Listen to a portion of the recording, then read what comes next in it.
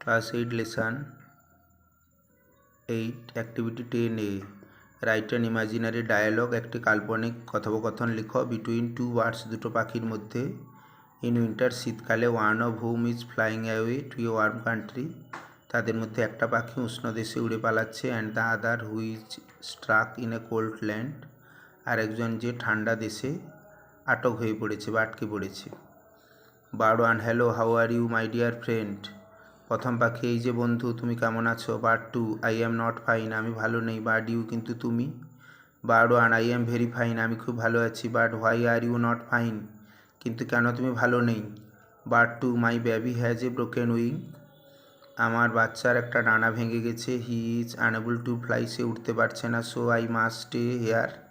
তাই আমি অবশ্যই এখানে থাকবো ইন দিস কোল্ড এই ঠান্ডাতে টু প্রোটেক্ট হিম তাকে রক্ষা করবার জন্য bird 1 it is a very bad news এটা খুব খারাপ খবর ডোন্ট ওরি দুশ্চিন্তা করো না everything will be okay gradually সব কিছু ধীরে ধীরে ঠিক হয়ে যাবে bird 2 it is winter time এখন শীতের সময় when are you leaving this country কখন তুমি এই ঠান্ডা দেশ ছাড়ছো bird 1 today I am leaving this cold country আজ আমি ঠান্ডা দেশ ছাড়ছি উইথ মাই ফ্রেন্ডস বন্ধুদের সঙ্গে